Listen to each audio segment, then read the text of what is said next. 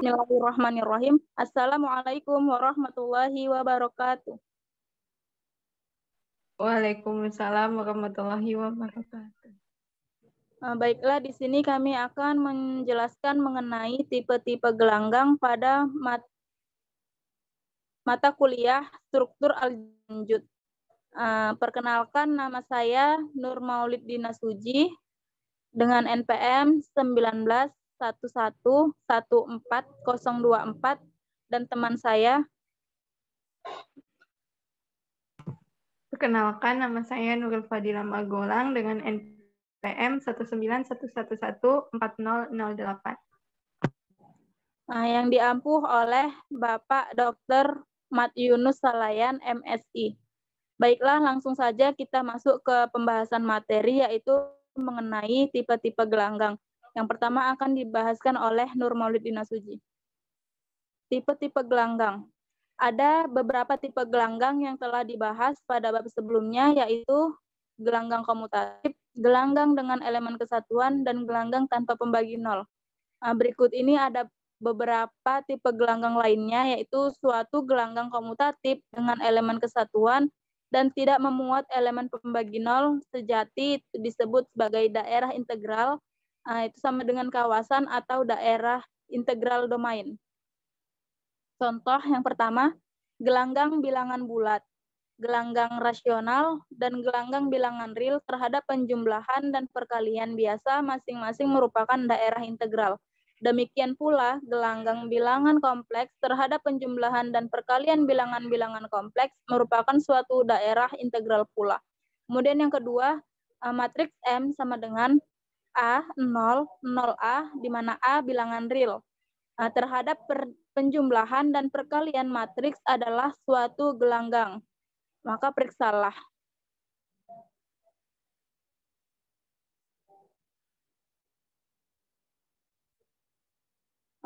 Dapat kita periksa bahwa elemen nolnya adalah matriks 0, 0, 0, 0, dan elemen kesatuannya adalah matriks 1, 0, 0, 1. Jika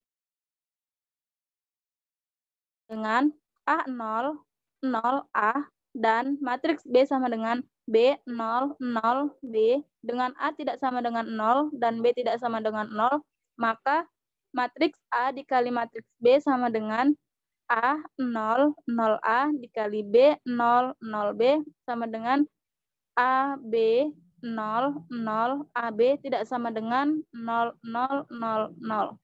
Demikian pula, matriks B dikali matriks A sama dengan matriks B 0, 0B, matriks A 0, 0A sama dengan matriks BA 0, 0BA tidak sama dengan matriks 0, 0, 0, 0. Sehingga gelanggang M tidak memuat elemen pembagi nol sejati. Nampak pula bahwa A dikali B sama dengan B dikali A. Sehingga M suatu gelanggang komutatif. Jadi M adalah suatu daerah integral. Perhatikan jika N sama dengan matriks A 0, 0B, di mana A, B merupakan bilangan-bilangan real. N terhadap penjumlahan dan perkalian matriks adalah suatu gelanggang. Periksalah. Elemen nolnya adalah matriks 0, 0, 0, 0, dan elemen kesatuannya adalah matriks 1, 0, 0, 1. Sehingga N suatu gelanggang dengan elemen kesatuan.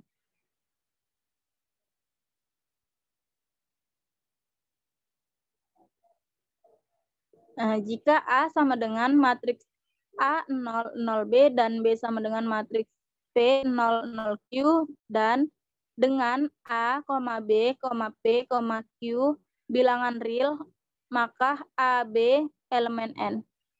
Matriks A dikali matriks B sama dengan matriks A 0, 0B 0Q sama dengan matriks AP 0, 0HQ dan matriks B dikali A sama dengan P0, 0Q dikali A0, 0B sama dengan PA0, 0QB sama dengan AP0, 0BQ.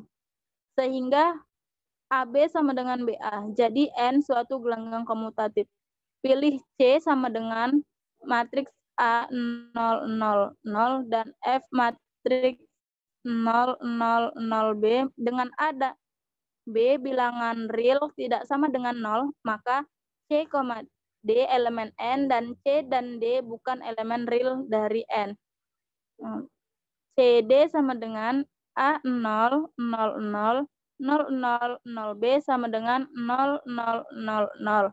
DC sama dengan 0, 0, 0B dikali 0 dikali A0, 0, 0 sama dengan 0, 0, 0, 0. Nah, nampak di sini bahwa gelanggang N membuat elemen pembagi 0 sejati sehingga N bukan suatu daerah integral.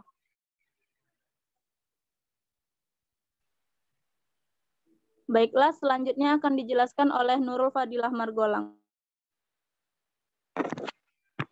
Baiklah, selanjutnya adalah gelanggang pembagian dan medan atau lapangan. Berikut ini akan disajikan tipe gelanggang lebih khusus, yaitu gelanggang pembagian dan medan atau lapangan.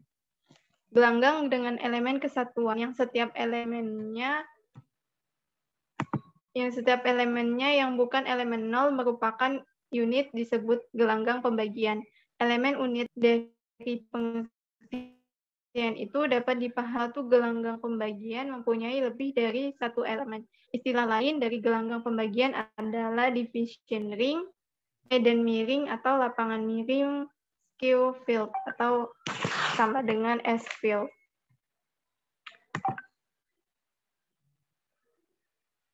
Berikut ini adalah contohnya. Contoh yang pertama yaitu N sama dengan matriks A0, 0, 0, di mana A bilangan rasional terhadap penjumlahan dan perkalian matriks adalah suatu gelanggang komutatif dengan elemen kesatuan. Yang mana elemen kesatuannya adalah matriks 1, 0, 0, 0, sebab A0, 0, 0 dikali matriks A0, 0, 0 sama dengan matriks A0, 0, 0 dikali matriks 1, 0, 0, 0 sama dengan matriks A0, 0, 0. Jika matriks A sama dengan A0, 0, 0 dengan A bilangan rasional dan tidak sama dengan 0, maka inverse dari matriks A sama dengan 1 per A 0, 0, 0 sebab matriks A0, 0, 0 dikali matriks 1 per A 0, 0, 0, 0 sama dengan matriks 1, 0, 0, 0. Jadi N adalah suatu medan. Kemudian yang selanjutnya ada teorema 10.1 yaitu setiap pembagian tidak memuat elemen pembagi 0 atau pembagi 0 sejati atau PNS. Bukti dari teorema tersebut adalah teorema ini dapat dibuktikan dengan cara sebagai berikut. Misalkan R suatu pembagian dan diambil AB elemen R sedemikian hingga AB sama dengan Z. Apabila A tidak sama dengan Z, maka A inverse elemen R sehingga dari AB sama dengan Z diperoleh A inverse dikali AB sama dengan Z sama dengan A inverse A dikali B sama dengan Z. Yang dimana A inverse dikali A sama dengan U, jadi UB sama dengan Z, di mana elemen kesatuan dari R. Maka B sama dengan Z. Apabila B tidak sama dengan Z, maka ada B inverse elemen R, sehingga AB sama dengan Z diperoleh AB dikali B inverse sama dengan Z, A dikali B inverse sama dengan Z, di mana A dikali U, karena U sama dengan B dikali B inverse. Maka AU sama dengan Z, maka A sama dengan Z. Jadi, setiap A, B elemen R, jika AB sama dengan Z, maka A sama dengan Z. Atau B sama dengan Z. Ini berarti gelanggang pembagian R sudah memuat elemen pembagi 0 sejati atau PNS.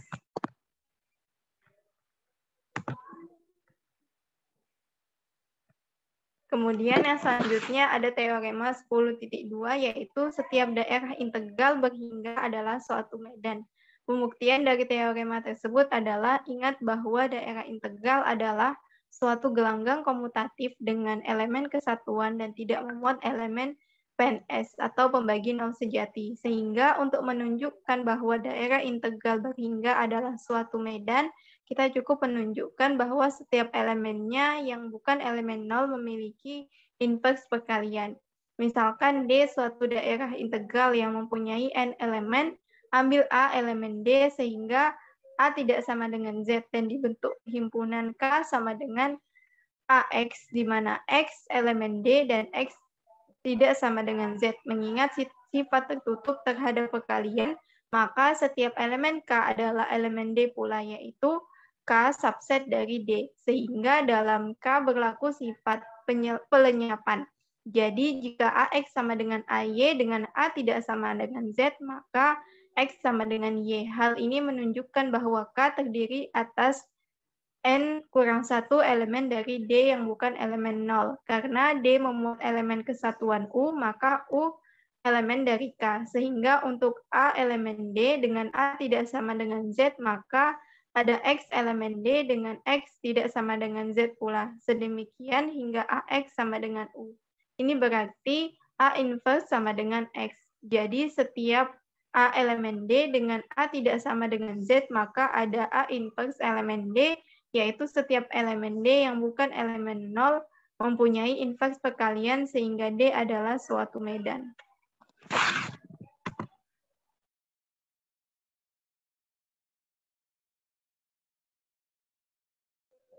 Baiklah, tadi mengenai pembahasan materi yang telah kami bahas, semoga apa yang telah kami sampaikan dapat bermanfaat untuk kita semua.